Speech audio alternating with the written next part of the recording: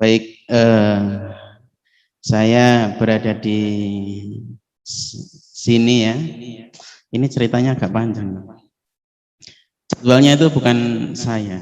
Saya nggak ada di list jadwal ini. Harusnya Ustadz Irfan. Ustadz Irfan, penggantinya nggak ada. Dari Ustadz Suradi, Ustadz Witri, semuanya cadangannya nggak ada. Nah, akhirnya kepakailah cadangannya. Jadi semoga ada manfaat nanti ya. Saya sedang, tema ini saya ambil karena saya sedang mengejar target. Temanya kan apa? Saya sampai lupa. Sesal kemudian tiada berguna. Sesal kemudian tiada berguna. Ini karena saya sedang mengejar target. Gimana puasa di akhir Ramadan ini saya dan keluarga tentunya ya. Saya dan keluarga gimana? Nah, karena saya sedang baca materi ini, saya belum begitu fasih, saya bawa contekannya terus terang saja. Nah, nanti kita diskusikan di sini bersama-sama, terus kita komitmenkan bahwa pulang, komitmen dengan keluarga, sampai apa namanya, menjiwai betul. Nah, insya Allah nanti dicatat pahala oleh Allah Subhanahu Wa Taala, gitu ya.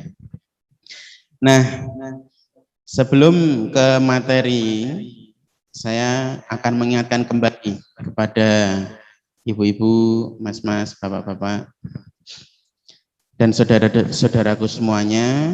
Yang pertama, ketika nanti ada firman Allah, ada hadis Nabi Shallallahu Alaihi Wasallam, yang harus kita pegangi adalah dua ini tadi, itu adalah benar. Ingat, dua ini tadi adalah benar, firman Allah sama hadis Nabi.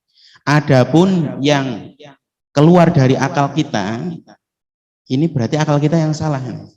Gitu ya, kita sepakati pertama ini. Ketika ada firman Allah, ada hadis Nabi, sabda Nabi SAW, berarti ini adalah benar. Ketika berbeda dengan akal kita yang harus tunduk patuh pada firman Allah dan sabda Nabi SAW. Itu yang pertama. Karena apa, Mas? Karena akal kita itu terbatas. Pengen bukti? Bukti ya? Bisa ditirukan. Cengkeh, coba tirukan, Bu, Pak. Cengkeh, kencur. Pernah dengar ya? Cengkeh tahu wujudnya? Kencur tahu wujudnya? Nah, sekarang digabung. Cengkeh, kencur. Nah, coba disebutkan 100 kali dalam 1 menit. Dengan jelas. Gimana, Bu? Pak, dicoba dong. Mau ada yang nyoba? Oke, itu akal kita terbatas. Sepakat ya? Bukti kalau akal kita terbatas, hanya dengan 2 kata saja, akal kita sudah nggak mampu ini. Cengkeh kencur, cengkeh kencur, cengkeh cengkur. Nah, jadi cengkur, padahal kesempatannya kencur, itu ya. Akal kita terbatas. Oleh karena itu, karena kita sepakati bersama, ketika ada sabda Nabi SAW, ada firman Allah, itu pasti benar, akal kita yang harus tunduk patuh. Saya tekankan seperti ini kenapa? Karena di luar sana, ya, mengaku beriman, mengaku sholat paling khusyuk, mengaku ngaji di mana-mana, sholawat rutin, tetapi apa? Ketika ada firman Allah, ada hadis Nabi, yang dicari gimana caranya saya ini benar. Akhirnya muncullah karya-karya ilmiah gitu ya, sudah walaupun sudah lampu, itu kan ada gitu loh. Nah, ini kita komitmen lagi di awal pertemuan kita, ketika ada hadis Nabi SAW, ada firman Allah Subhanahu Wa Taala, itu pasti benar. Adapun misalnya berbeda dengan pendapat kita, akal kita, berarti kita yang harus diskusi lebih panjang. Kita renungkan, introspeksi gitu ya. Nah, itu. Terus aturan kedua, barangkali ada pertanyaan nanti bisa ditanyakan oleh ahlinya, mungkin Ustaz Suradi, Ustaz Widi gitu ya. Ini bercanda saja, Bu. Kita diskusikan bersama-sama. Oke. Kesepakatan kedua setelah yang tadi saya sampaikan, bukti bahwa akal kita terbatas ini, ibu-ibu, bapak-bapak semuanya yang saya muliakan, firman Allah ya dalam Al-Quran itu belum 100% terbukti bisa kita lihat dengan mata, kita dengar dengan telinga, gitu ya. Buktinya apa? Gimana caranya ini? Di dunia ada fenomena seperti yang diceritakan di neraka. Contoh nih, siksaan paling ringan itu menggunakan menggunakan sandal beralaskan sandal dari neraka, tapi otaknya yang mendidih.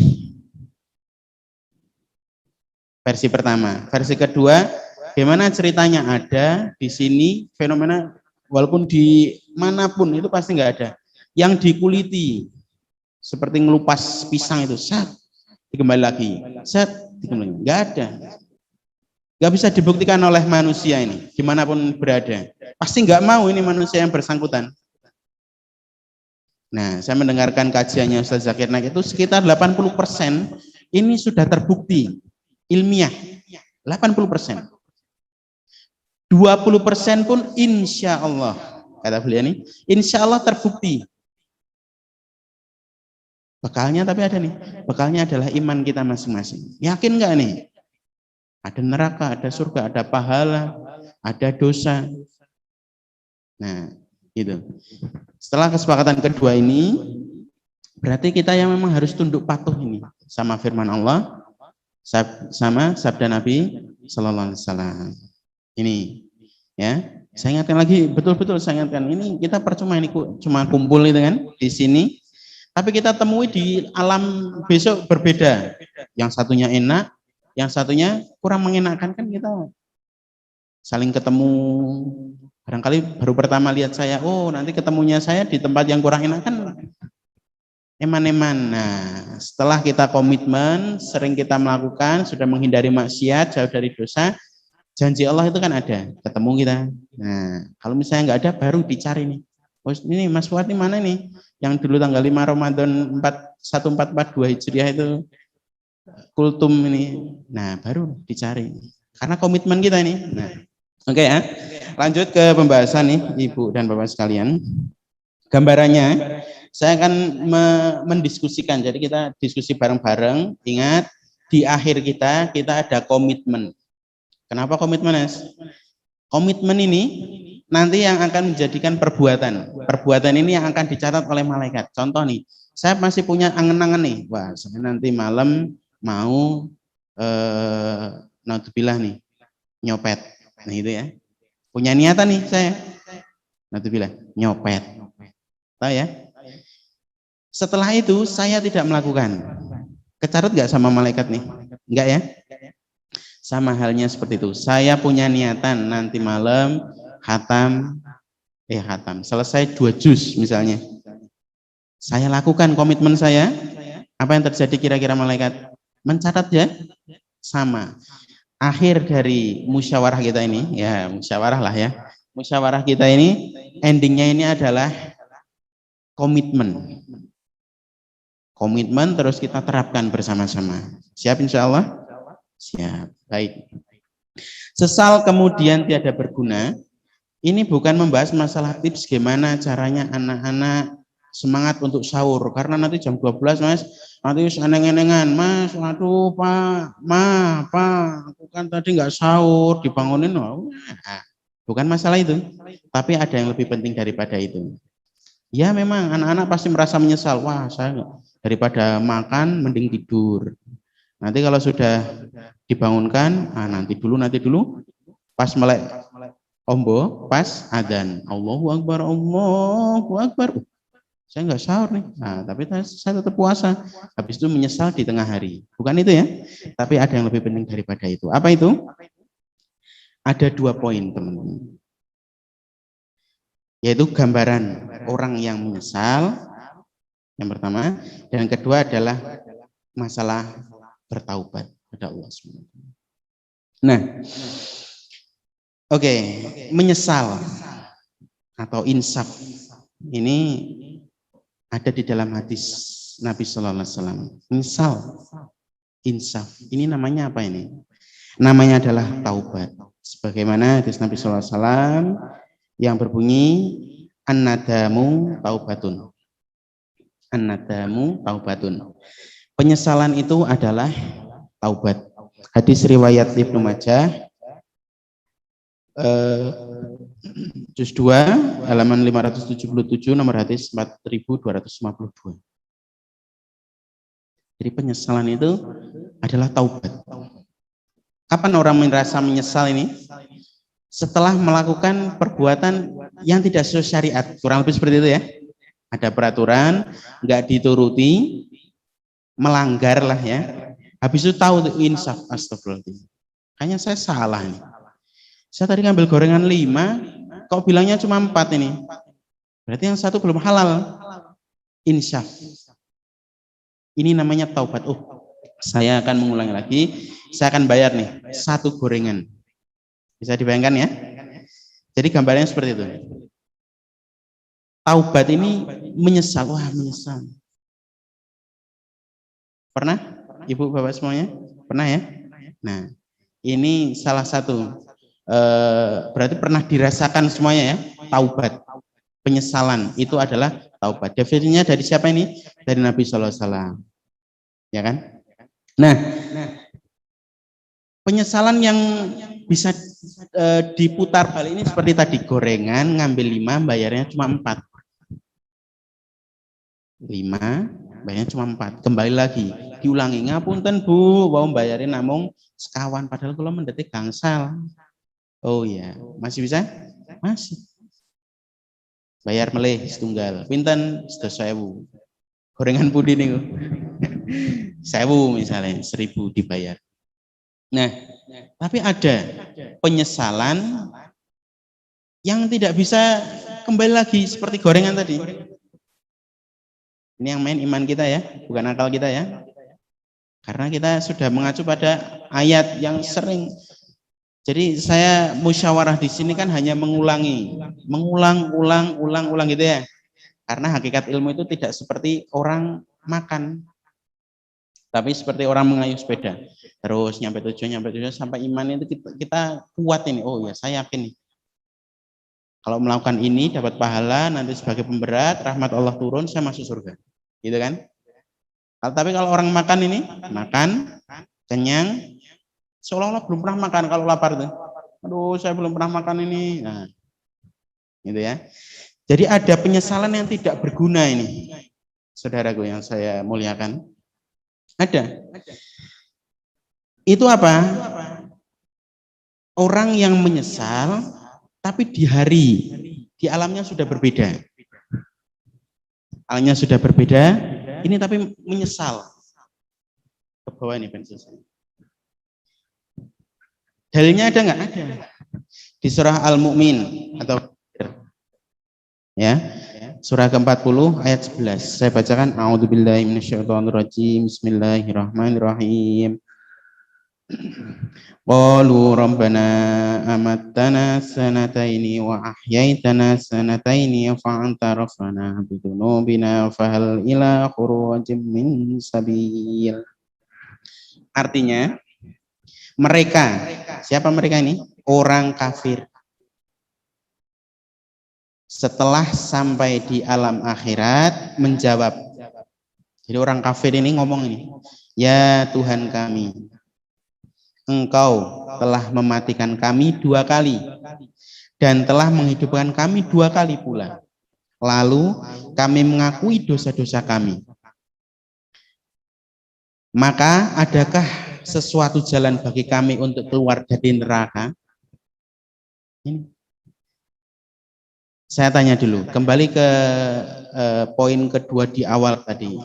Ada nggak kira-kira di dunia seperti ini? Nggak ada ya? Ibaratnya orang sudah dimasukkan sel, tanya sama teman-temannya ini gimana caranya keluar, ini masih bisa.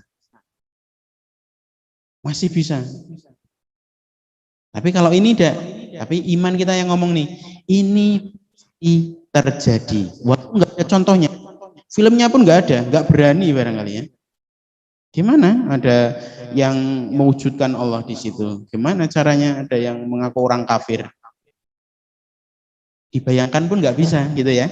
Tapi iman kita mengatakan ini pasti terjadi. Karena Allah sudah berfirman, Ingat kesepakatan kita yang tadi, Allah pasti benar dan ini pasti terjadi. Nah, orang-orang kafir ini baru aja insyaf. Diceritakan sama Allah ini, orang-orang kafir ini baru aja insyaf. Akhirnya cari jalan nih, cari jalan. Ya Allah, ini gimana ini? Mana jalan keluarnya ini? Dari neraka ini mana? Ada terowongannya enggak ini? Ya. Sampai orang ini mengatakan seperti ini, ya, baru sadar.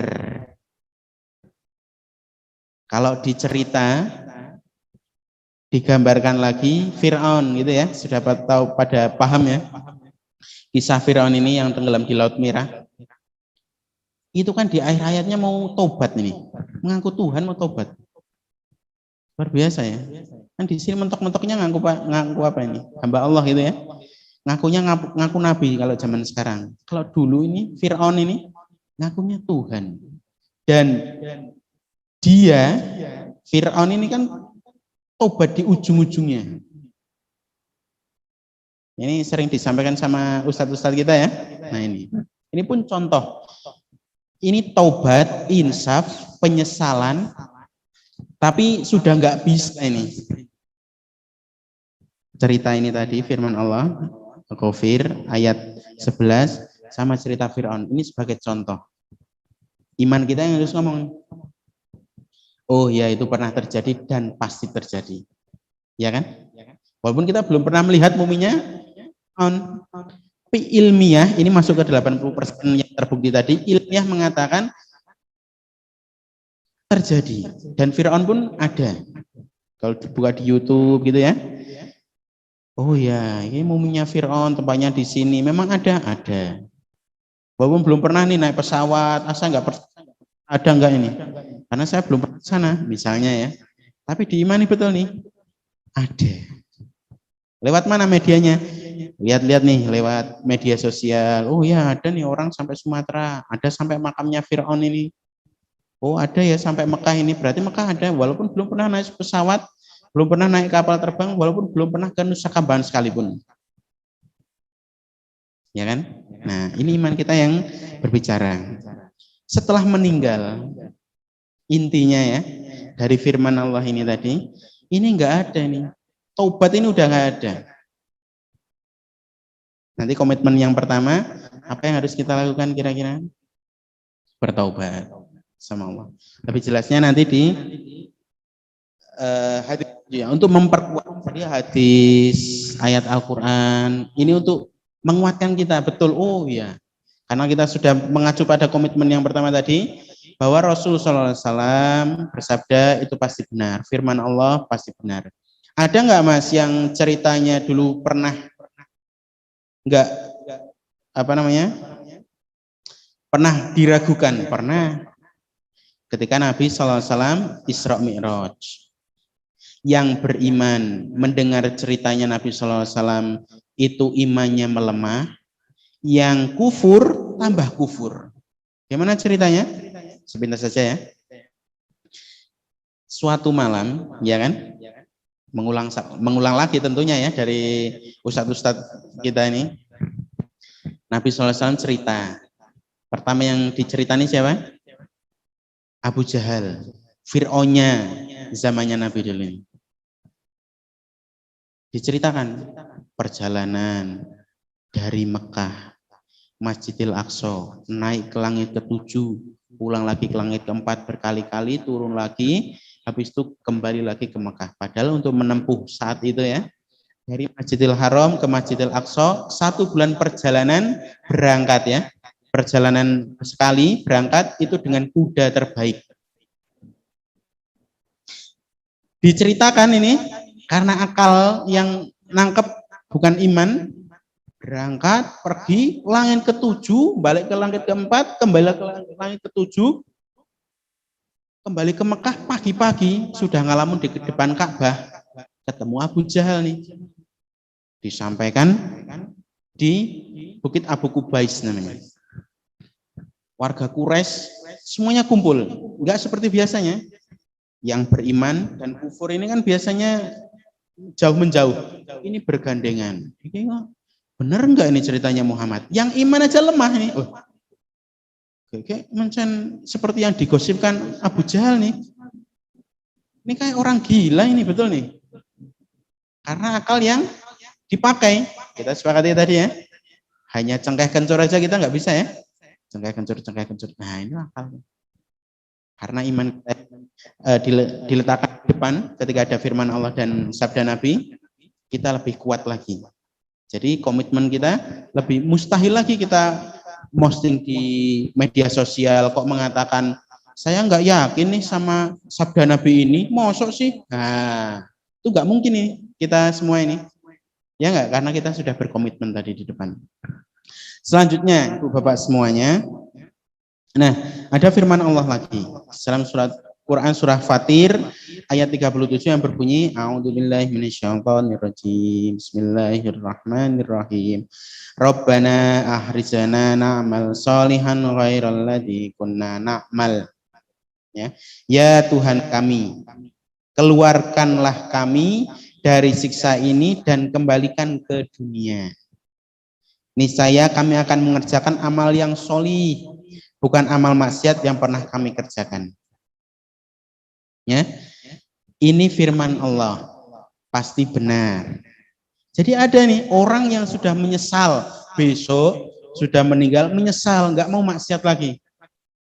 Karena sudah penyesalan, sudah melihat jerih payahnya bermaksiat nih, wah jerih payahnya bermaksiat. Ganjarannya bermaksiat, ini baru menyesal lah. Jebule aku pacaran, jebule aku maksiat, umpet-umpet ke berbohong, berdusta gitu ya. Jebule ngene toh. Ya wis lah, aku tak ngomong ini. Karena Allah kan Maha tahu ya. Maha itu sudah tidak ada lagi di atasnya, di atas Maha. Contoh, kalau TK, PAUD, TK, SD, SMP, SMA kan masih siswa ya. Tapi kalau sudah di perguruan tinggi, duduknya di perguruan tinggi, siswa.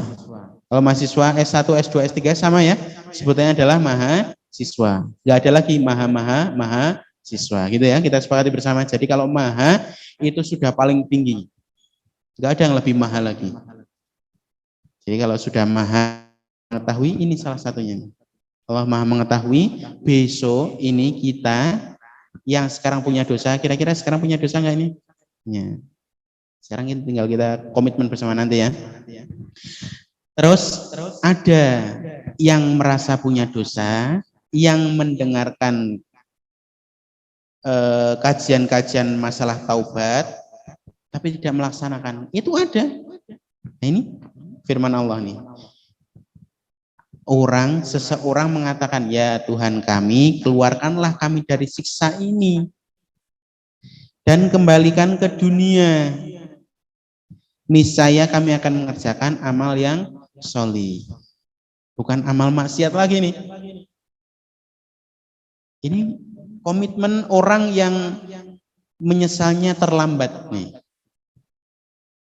Tapi kita sepakati bersama, insya Allah dan semoga ini bukan kita, gitu ya. Setelah kita komitmen di ada dosa, ada hak orang lain yang harus kita penuhi bismillah. Kalaupun hanya berhubungan dengan Allah, kita sujud tunduk patuh dengan taubat. Apa namanya? Taubat nasuha, gitu kan ya. Oke. Ini untuk memperkuat lagi di surah Quran surah Fatir sama ayat yang sama, lanjutan dari ayatnya, awalam nu'ammirkum ma yatadzakkaru fihi man tadzakkara wa ja'akumun nadhirun fadzuqu fama lidzalimina min nasir. Itu hari ke luar kota agak dipaksa ini sama kiai-kiai kita. Jadi cadangannya cadangan tadi saya bilang nih. Dan apakah kami tidak memanjangkan umurmu, kata Allah, dalam masa yang cukup untuk berpikir bagi orang yang mau berpikir. Ditantang kita nih sama Allah. Informasi ini kan salah satu dari firman ini ya. Kita sudah dipanjangkan umurnya. Saya tanya, ada nggak di usia kurang dari kita sudah meninggal dunia? Ada nggak? Ada. Banyak atau banyak banget? Banyak banget. Gitu ya? Nah, ini firman Allah ini untuk kita. Dan apakah tidak datang kepada kamu pemberi peringatan, maka rasakanlah azab kami. Dan tidak ada bagi orang-orang yang zalim seorang penolong pun. Gitu kata Allah. Jadi yang zalim ini siapa ini? Ini zalim kepada siapa? Kepada diri kita sendiri. Kenapa demikian? Informasi kebaikan masuk di telinga kita. Sekarang hadir. Yang di rumah atau dimanapun menggunakan media sosial, sekarang pun diniatkan hadir, mendengarkan. Firman Allah sudah didengar. Tapi ada yang pernah mendengar, pernah kumpul sama orang-orang baik, tapi tidak diiyakan. Komitmennya itu tidak diiyakan itu tadi. Contohnya ini, nanti malam saya mau tadarus 2 juz. Sudah komitmen, sudah. Tapi sudah sampai malam tidak diiyakan. Nggak dapat juga tuh. Besok lah. Besok sudah bangun tidur. Loh, kok jenazahku, kok ragaku nang kono kuwi? Bapeni. Satu witri kuwi. Loh, kok ngene? Loh, kok aku ora iso nyeluk bapakku, ibuku, loh, bojoku, loh. Nah, baru tahu. Terus baru kuwi manro buka. Nah, waduh, tiwas ora sida ndres 2 juz jebule. Nah ini. Dan orang yang meninggal pun kira-kira nggak tahu, ya memang nggak tahu kalau dia itu mau meninggal. Jadi ilmu yang saya dapatkan dari guru saya, ketika meninggal hanya 1 orang saja. Dia sendiri yang tahu gambaran ketika dia hidup nih. Gitu ya. Ada nih gambarannya.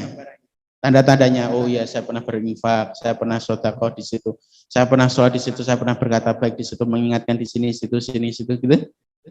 Ditampakkan sekilas, meninggallah dia. Kalau misalnya husnul khotimah enak dia. Kalau husnul khotimah enak. Karena aduh, saya berbohong di sini, saya ditampakkan semuanya tari-tarian sama malaikat ini. Diceritakan seperti itu memang. Nggak mau keluar. Nah, akhirnya tidak sedikit orang yang meninggalnya melet, matanya melotot gitu ya. Wah, kira-kira gambarannya seperti itu. Karena saya juga belum pernah meninggal, ilmu itu diimani. Oh iya, berarti besok saya ditampakkan ya. Jangan sampai yang ditampakkan itu ada keburukan. Wah, sampai suatu ketika kita sudah komitmen, yang tadi ada contoh dari 2 juz, sama kita berkomitmen untuk taubat, belum sempat, ini nanti datang kepada kita. Naudzubillah, jangan sampai ini. Saya ulangi, dan apakah kami tidak memanjangkan umurmu dalam masa yang cukup untuk berpikir bagi kaum yang berpikir? Kalau kita sekarang disuruh pegang kepala, semuanya ada otaknya ya insya Allah ya. Nah kita sekarang dituntut ini untuk berpikir. Setelah komitmen, nanti diiyakan, oh ya nanti kita tobat ya, kita menyesal ya semua dosa-dosa. Mosok nggak ada yang punya dosa, pasti kan punya kita ya. Baik kepada orang tua kita, pada anak-anak kita, pasangan kita, dari mulai rambut, mata, telinga, mulut, lidah, tangan, kaki, pasti kan ada. Nah, nanti kita komitmen bersama. Nah, setelah itu kita yang bukan kita, naudzubillah. Disebutkan sama Allah, tidak ada seorang pun bagi seorang yang dolim kepada diri kita. Kita sudah dipanjangkan umurnya sama Allah, sudah dikasih akal gitu ya, untuk berpikir, sudah diberi kesempatan untuk mendengarkan nasihat kebaikan seperti sekarang ini, tapi kita tidak mengiyakan. Dan tidak ada penolong pun kata Allah bagi orang-orang yang mendolimi dirinya sendiri. Orang yang dolim. Tapi untuk kasus ini adalah dolim kepada diri sendiri. Ada nggak dolim kepada orang lain? Ada. Contohnya itu tadi, ambil gorengan 5, bayarnya 4. Ada orang lain yang tidak terpenuhi gitu ya. Itu kan termasuk dolim. Membuang sampah sungai itu, ada tulisannya, sungai ini jangan dikasih sampah. Buang sampah di situ. Dolim. Karena kasih sayangnya Allah yang melakukan dosa tidak langsung yongko kuping hilang siji. Nah itu tidak langsung tuh. Karena kasih sayangnya Allah ya. Kan tadi ya Maha Pengasih, Maha Penyayang. Kasih sayangnya Allah nih. Berbuat dolim tidak langsung hilang nih jempolnya. Tangi terus kok jempolnya rano. Wah, jempolnya bar beri tangga nih. Karena kita punya drum, mainan drum. Tahu-taunya karena tetangganya baru punya bayi, lupa mendolimi, jempolnya hilang isunya. Bukan seperti itu kan ya? Tetapi dengan kasih sayangnya Allah, Maha Pengasihnya Allah, ini nggak langsung hilang jempol kita, nggak langsung hilang daun telinga kita, nggak langsung hilang penglihatan kita. Masya Allah. Oleh karena itu tadi di awal sekali kita patut bersyukur. Nah, ya, dengan benar-benar syukur, gitu. Salah satunya dengan ini, kita sudah dikasih kesempatan, mata kita normal, telinga kita normal, mulut, kaki, tangan, semuanya normal. Gitu. Hingga suatu saat ketika kita pulang, kita juga termasuk orang-orang bersyukur di hadapan Allah Subhanahu. Gitu. Ini penyesalan yang tiada berguna. Terus kita ke pertaubatan. Ada 2 poin tadi ya. Mengenai penyesalan, hadisnya saya sudah sampaikan, ayatnya saya sudah sampaikan. Tinggal masalah pertaubatan. Jadi gambarannya hampir sama. Saudaraku yang saya muliakan, Allah yang Maha Kuasa dan Maha menentukan segala sesuatu atas hambanya. Hal ini terasa sekali apabila hamba ini merencanakan sesuatu, ya, maka belum tentu bisa tercapai. Pernah ya seperti ini? Nanti ke pantai, nanti ke gunung, nanti ini. Qadarullah, tidak tercapai. Sekalipun telah memenuhi syarat dan rukunnya. Nah, ini menunjukkan bahwa di balik yang nyata ini ada pengaruh gaib dari Allah. Ingat, iman kita yang di depan sekarang ini, yang Maha menentukan, ini Allah nih. Ada pengaruh gaib. Qadarullah, sudah mempersiapkan dada bengek, tinggal berangkat, qadarullah tetangga meninggal. Akhirnya terapkanlah kita adab merawat jenazah, adab sesama hak muslim dan muslim lainnya, gitu ya. Pernah ya seperti ini? Tidak menutup kemungkinan lagi masalah taubat. Ya, taubat ini sungguh besar sekali. Jadi kenapa nih ada sangkut pautnya hal gaib tadi, sangkut pautnya Allah ini tadi? Karena ada yang merencanakan taubat besok. Sebelum besok, ini sudah nggak kesampaian besok, paham ya? Ada. Buktinya apa? Ya firman Allah tadi. Akhirnya diskusi lah sama Allah tadi kan ya. Sudah kita bahas ya. Nah, ada sabda Nabi SAW, hadis riwayat Ibnu Majah. Saya bacakan artinya.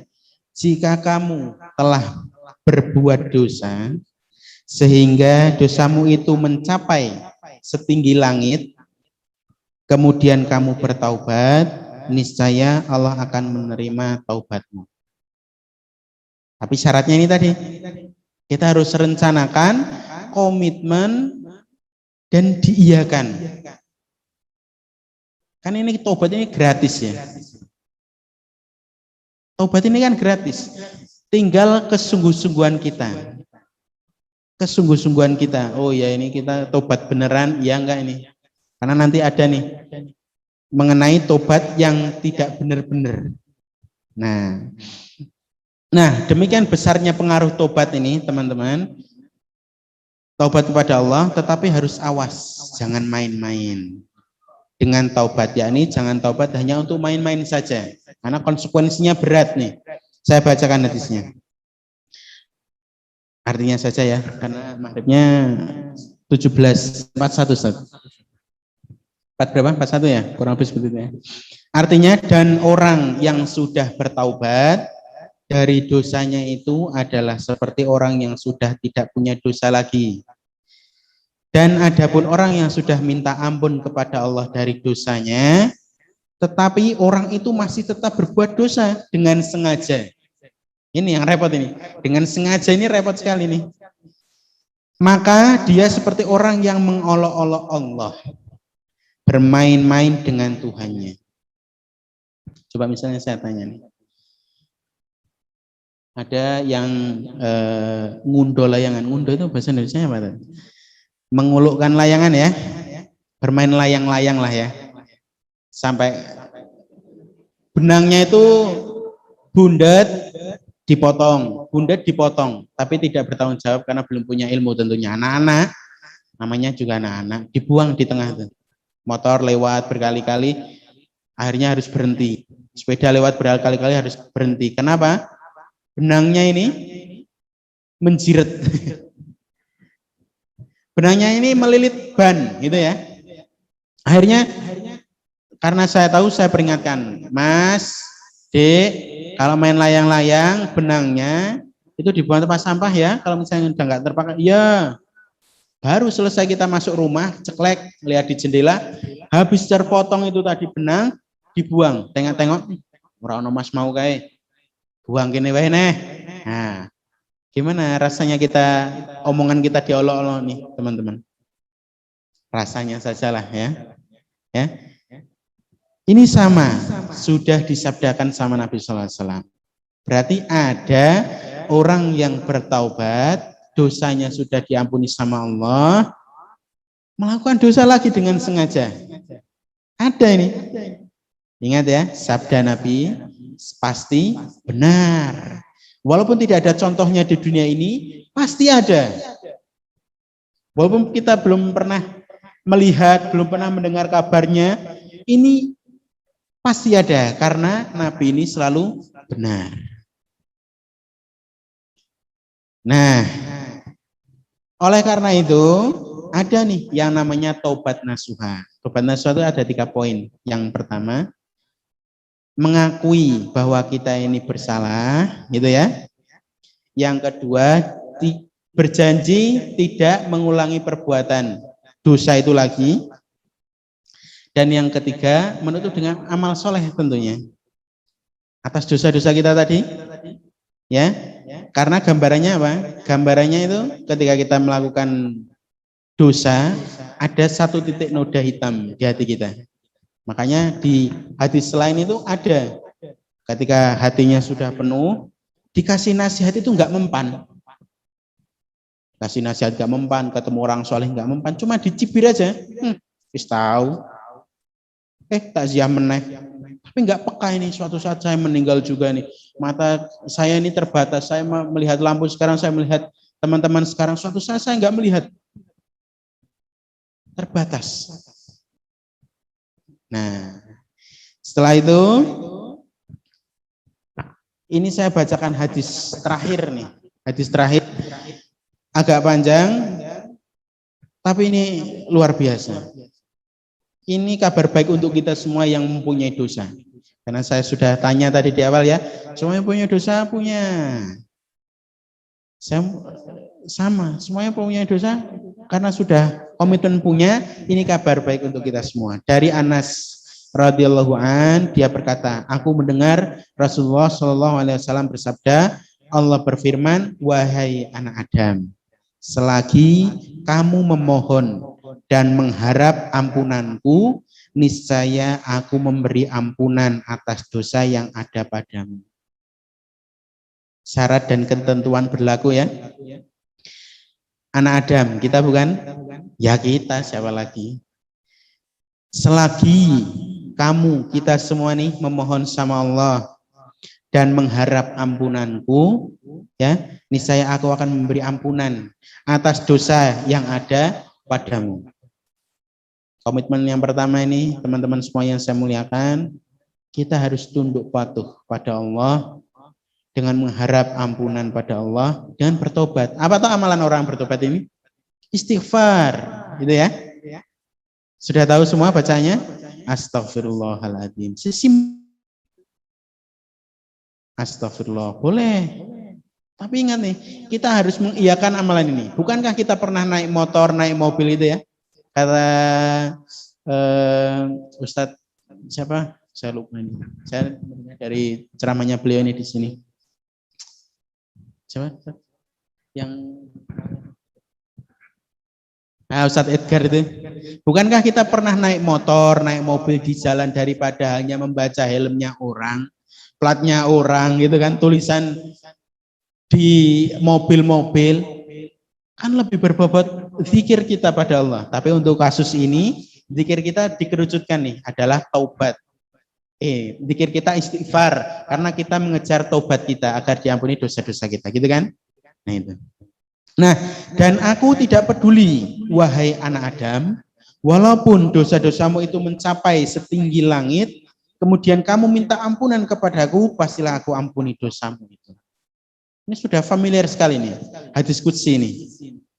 Dan aku tidak peduli, wahai anak Adam, andaikan kamu datang kepadaku dengan membawa dosa sepenuh bumi ini, bayangkan siapa ini yang punya dosa?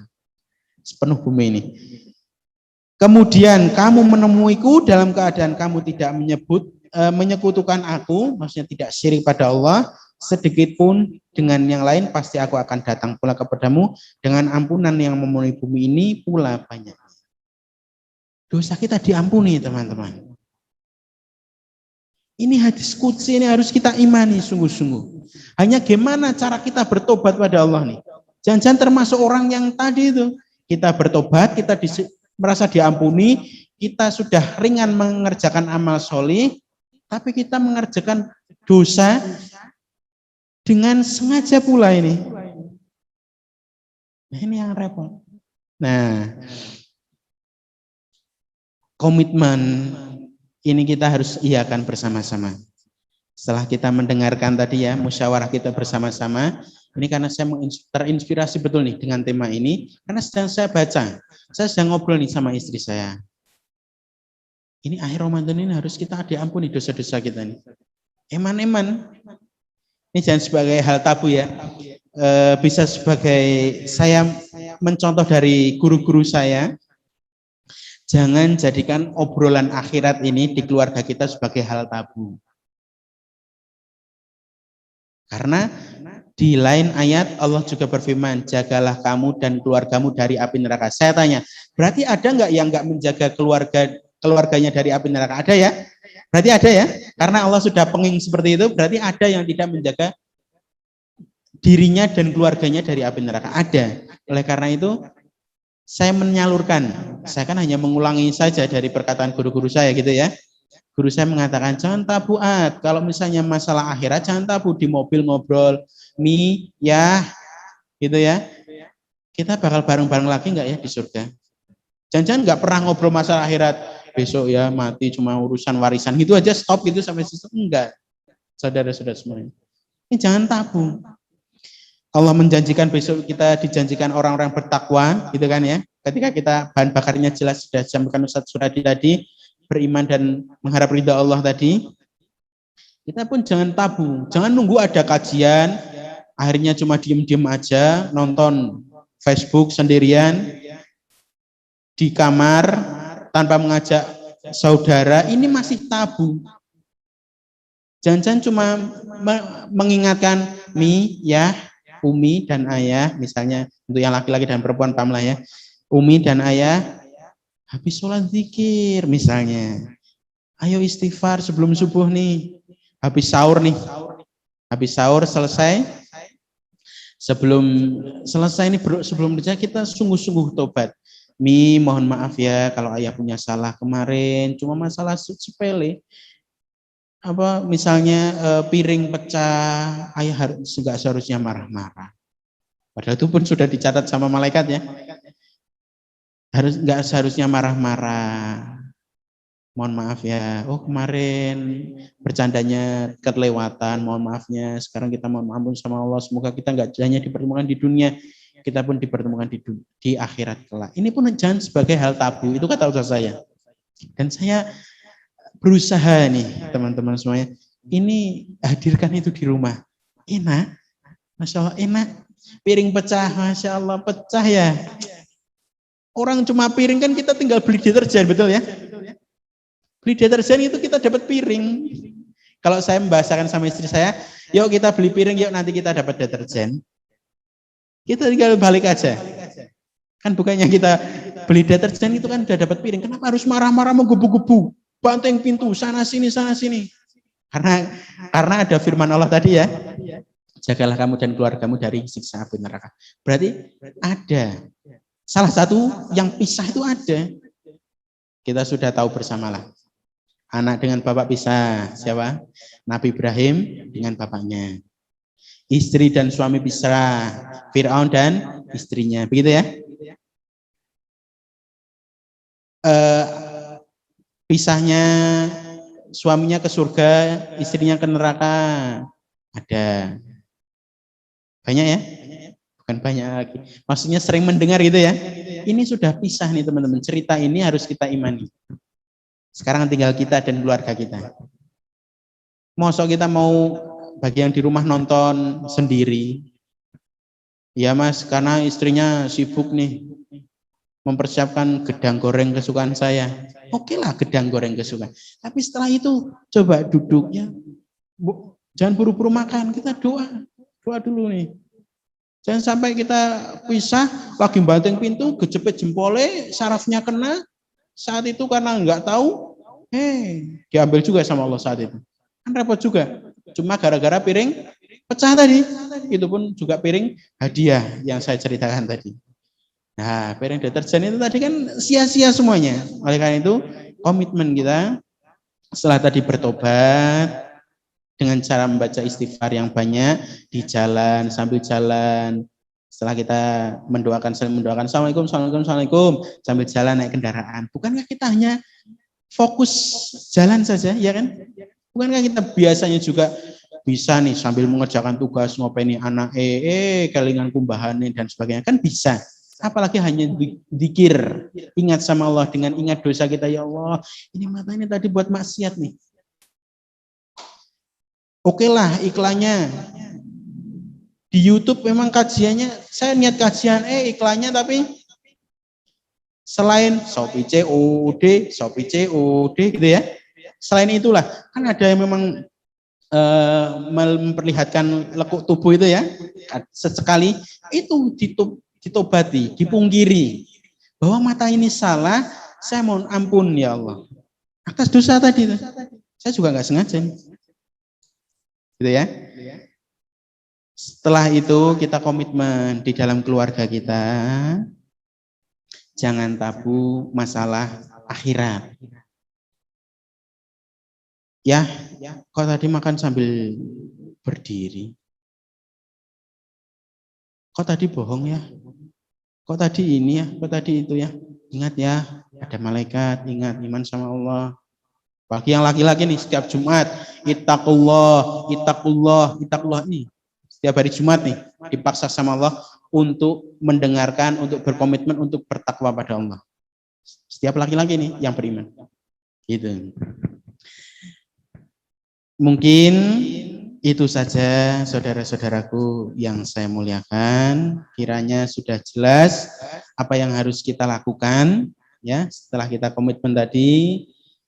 Setelah kita tahu dulu, kita komitmen, kita iakan, habis itu kita mengajak kepada saudara-saudara kita. Jangan sampai kita cuma di rumah, kamarnya sebelahan, sama adik kita, kakak kita. Tapi adik kakak kita jangan-jangan komunitasnya kurang baik. Nah ini, itu yang perlu kita punya kewajiban. Kita tahu kewajiban kita adalah mengajak. Ingat nih ada Allah nih. Di samping Allah itu maha pengasih, maha penyayang gitu ya. Kenalkan juga Allah itu maha pedih siksaannya. Kita nggak bisa nih. Nggak bisa. Orang yang paling ringan aja seperti yang digambarkan tadi, dikuliti atau memakai sendal neraka tapi mendidih otaknya. Ini nggak bisa. Ini kebanyakan dari kita ini masih banyak sekali. Keluarga kita, saudara kita, bagi yang belum menikah nih, punya saudara, oh komunitasnya kok kurang apa ya? Dikasih tahu terus. Nah, dikasih tahu. Jangan tabu. Kok paling emas ki cok solih wae koyo ustad. Biarkan saja. Nah, istri kita karena dulu kita kurang solih mendapatkan yang kurang solihah, sekarang tapi kita lebih dulu untuk bertaubat, insaf. Istri kita belum tahu nih informasi ini, kasih tahu nih bunda, ibu, mae, ngerti ora? Jebule iki ngemben ki ono digambarke karo Allah nih, ada orang yang menyesal tobat tapi sudah tidak diterima tobatnya. Ada orang yang sudah di alam sana, ini pun mengaku bertobat, tapi sama Allah tuh ditanya, lah dulu piye, umurmu wis tak dawake, wis ketemu wong ape, wis ketemu kajiane, dan sebagainya. Nah ini yang lebih saya tekankan saudara-saudaraku yang saya muliakan, komitmen ini jangan tabu untuk membahas akhirat di keluarga kita. Karena sudah pernah terjadi. Ingat, sudah pernah terjadi.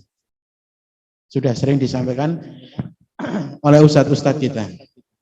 Jangan sampai jatuh ke keluarga kita. Anak kita bisa, naudzubillah. Sanggup nggak ini? Nggak sanggup. Pernah saya sampaikan ya, gambaran saja nggak bisa. Ada kebakaran di lantai 2. Kita nggak kenal nih orangnya. Minta tolong sama kita. Kita tahu nih, tolong mas, wah, tolong mas, tolong. Sanggup nggak kita? Cuek lah. Sanggup nggak kita? Bisa. Apalagi orang yang pernah kita kenal, anak kita nih, setiap hari timang-timang, anak solihah, anak solihah, ya, anak solihah, dituntun, dibina semuanya. Dia itu yang minta tolong pak, tolong ya. Bisa nggak sanggup? Nggak sanggup. Nah, karena itu kita digambarkan seperti itu, nggak sanggup kita. Maka harus pisah tempat nih dari surga, satunya surga, satunya neraka. Nggak bisa, nggak mampu kita, nggak mampu. Atas dasar nggak mampu itu, saya mengajak kepada teman-teman yang saya muliakan, sampaikan cara tobat ini, tobat nasuha tadi, dengan mengingat dosa di rumah. Waktu yang paling efektif kapan? Sebelum subuh, pas sahur itu loh. Itu. Kalau bukan di Ramadan, itu ya pas tahajud. Gitu. Dicobalah. Ada yang belum pernah? Dipernahkan. Sekali, 2 kali, nanti keterusan. Buktinya apa?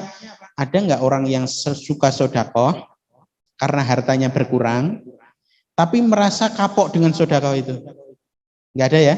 Karena apa? Sodakoh ini merupakan syariat Islam. Ada janji Allah di situ.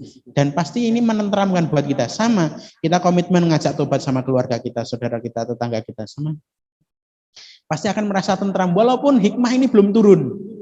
Masya Allah. Ini kalau kita menerapkan syariat Islam. Gitu ya. Sekian dari saya. Apabila ada benarnya, itu datangnya dari Allah Subhanahu Wa Taala. Dan apabila ada salahnya, inilah datangnya dari diri saya pribadi. Karena itu, mohon dimaafkan. Dimaafkan, nggih? Nah, oke. Akhirul kalam wabillahi taufiq wal hidayah. Assalamualaikum warahmatullahi wabarakatuh.